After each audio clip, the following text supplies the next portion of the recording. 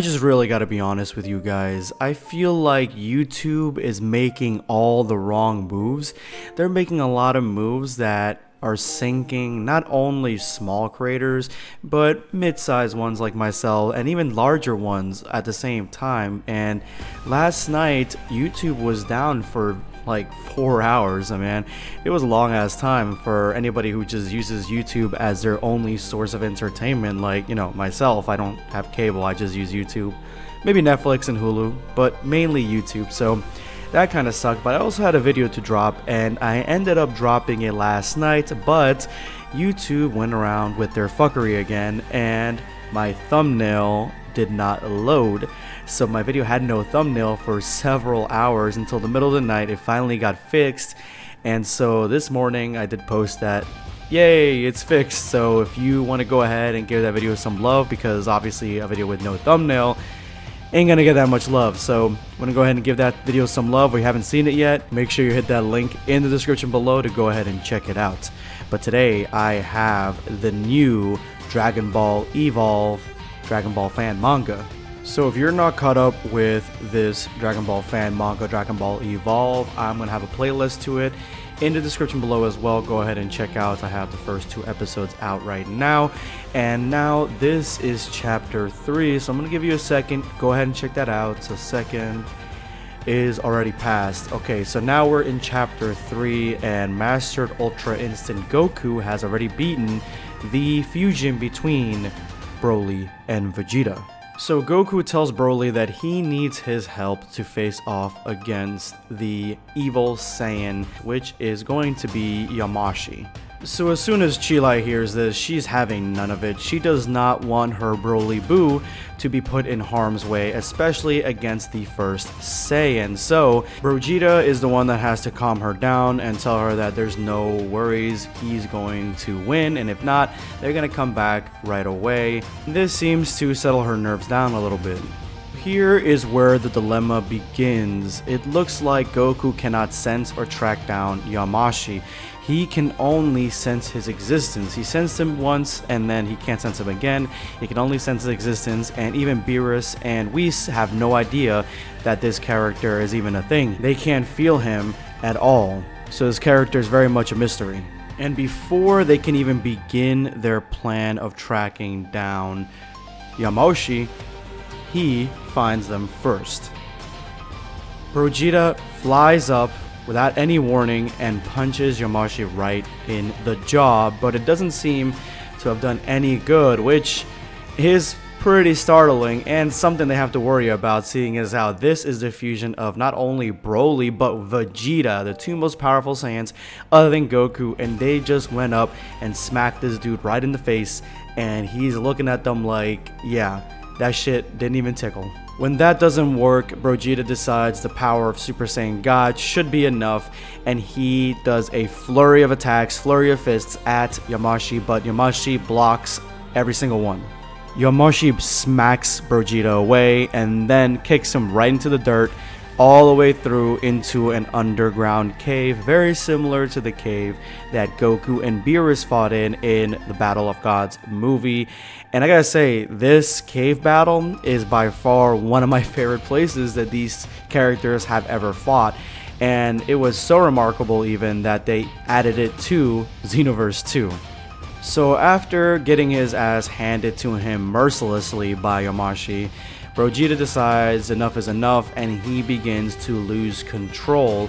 And this is extremely interesting because remember, this is not just Broly in this, it's Vegeta as well. They're both sharing this body. So if Broly goes in his rage mode, then what the hell happens to Vegeta? Does he like stick around to reel him in a little bit? Does he lose control as well? Does he lose his mind as well?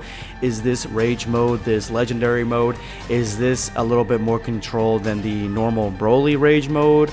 A lot of questions here. Vegeta inflates, and then I guess the little jacket didn't rip off when his muscles expanded, so he's like, nah, fuck this shit. He took off the little jacket, threw it to his side, and then goes in again with the flurry of punches trying to take down Yamoshi. Now, at this point now, I'm thinking, okay, Q10 Mark, are you making Yamoshi this powerful, like, on purpose to make us believe that there is no conceivable way that they can win unless, say, something happens with the fusion of these characters. And what I'm talking about is a three-way fusion. Say Vegeta does the fusion dance with Mastered Ultra Instinct Goku. I feel like that's what they're setting it up as, because this dude's still in his base form and he's tanking punches like it's nothing. But I don't know, there could be a different outcome to this. There could be a different outcome that involves maybe Mastered Ultra Instinct Goku being enough to fight Yamoshi. But then why did Goku recruit Vegeta in the first place? Why would he need his help? I don't know. Finally, a punch gets through, smacking Yamoshi away into one of the pillars of the cave, and Vegeta is ready to give him his biggest finish buster that he has. And I like this panel a lot, because not only do I like how, you know, dummy thick Vegeta is on the top panel, like look at that arm, man. Those are gains. That's kind of what I want. Yeah, he smacks him. This is the first time he actually does some damage to Yamoshi, which is a cool panel in and of itself. But I like just the anatomy of everything. I like the anatomy of Vegeta down here on the bottom panel. It's just really good drawings, really good art. Definitely like a Q10 mark. You guys are doing a fantastic job.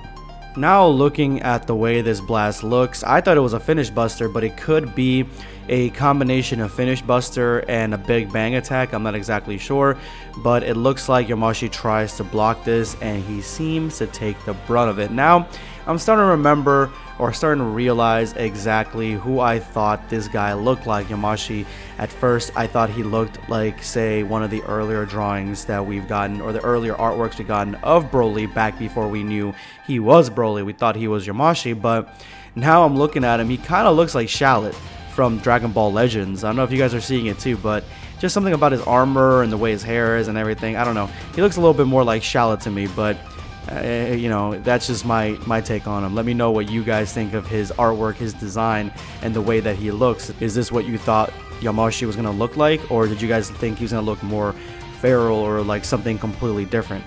Either way, it looks like Yamoshi was ready to block this blast, but Vegeta wasn't going to give him the chance, and he just explodes it and detonates it right in front of him. This gives us a huge underground explosion, but it looks like Yamoshi is still there. Vegeta senses that he's still there. So here is where we get to probably the most interesting part of the Dragon Ball fan manga. Yamoshi looks like half his body is deteriorating, and almost like Zamasu or Merge Zamasu was deteriorating back in the Goku Black arc, but he stabs Vegeta in the chest, like right in the heart, with his own hand, Dragon Ball Z style. You guys remember when this happens. This happens a lot in Dragon Ball Z, very rarely in Dragon Ball Super, only like that one time where Goku Black stabs Vegeta right in the chest. And it looks like Yamoshi is reprimanding Vegeta, like all Vegeta's attacks do far too much damage on the body, and Yamoshi spent a lot of time building it, but it looks like he found a better one. So is this a story of a body switcher? Like, is he going to take over Vegeta's body at this point, or Broly's body? It looks like it's Vegeta's body. If that's the case, does that mean that he has access to Vegeta's fusion far longer than normally would be achieved in normal circumstances? Like, what is going on here?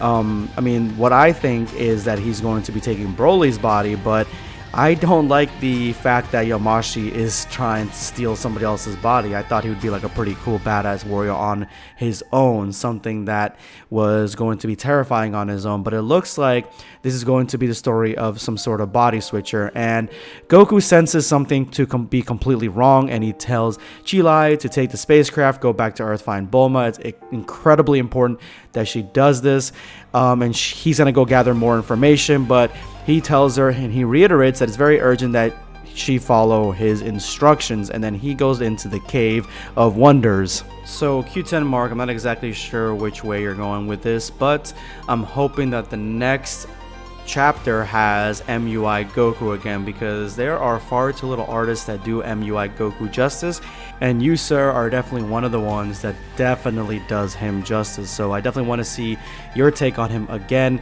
facing off against Yamoshi, or if he ends up taking Vegeta's body.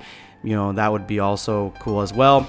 It is also a possibility that he just kills Vegeta right then and there, and then it's up to MUI Goku to finish off Yamoshi. Maybe Yamoshi was talking about MUI Goku's body. I'm not exactly sure what this line signifies, but we'll see what happens in the next chapter of Dragon Ball Evolve. Well, this is going to be Blackscape signing off. Take care, guys.